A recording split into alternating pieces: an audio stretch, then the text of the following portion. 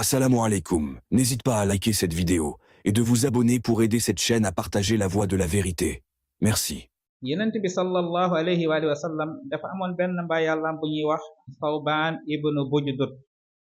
Sawbaan nag dafa yéeme woon yonent bi moo ko jënd daal di koy goreel ndeysaan.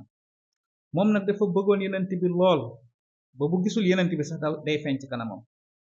am bés yonent bi alayhi salaatu wasalaam am fu mu demoon ba yonent bi ñëwee fekk Sawbaan kanam gaa ngi soppeeku mu mel ni ku amee njàkkare mu mel ni ku tiit. ndeysaan yonent bi ne ko lu xew yow Sawbaan ne ko wallahi du dara dama laa bëgg boo xam ne mënuma laa muñ su ma toogee ab biir te dégguma la wala gisuma la day feeñ ci man waaye tey nag lu ma gën a tiital mooy dama xalaat ni bés dina ñëw ma faatu yowit nga faatu bu ëllëgee nga bokk ci ñi nga xam ne ñoom ñooy dem ci aljannay firdaws nga nekk ak sa moromu yonent yi man ma nekk ci aljanna ji gën a suufe jooju kon nag man ra nekk ab biir goo xam ne duma la gis loolu daal su ma ko xalaatee rek daf may def njàkkare. ndeysaan ci saa si sunu borom daal di wàccee aaya bi di laaya 69 ci suratu nisa fu yàlla di waxee wa man yuti illaha wa rasulahu fa ulaika ma allazina an'ama allahu alayhim min annabiyina wa siddiqina wa shuhada wa salihin wa xasuna ulaika rafiqa.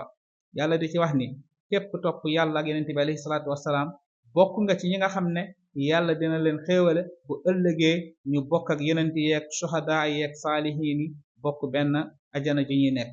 ndeysaan laaya bi am na ci borom xam-xam yi ku ci mel ni imaam Xaazin ak ñeneen ak tafsir ibn kasir ak tabari ñoo xam ne dañoo wax ni laaya bi sababu nuzul bi Sawbaan mi moo ko waral ba ci asbaabu nuzul bu al waahid an-Naysaburi boo demee dinga ci fekk muy saxal lii.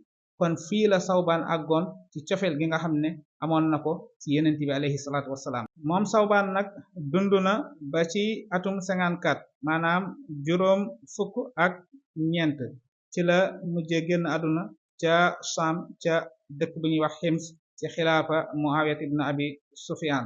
fii lañ la indiloon ngalla nañ ko roy ci cofeel ak mbëggeel gi nga xam ne amoon na ko ci yonent bi sallallahu alayhi wa alihi wa sallam. wassalaamu aleykum wa rahmatullah. Assalamu alaikum. N'hésite pas à liker cette vidéo et de vous abonner pour aider cette chaîne à partager la voie de la vérité. Merci.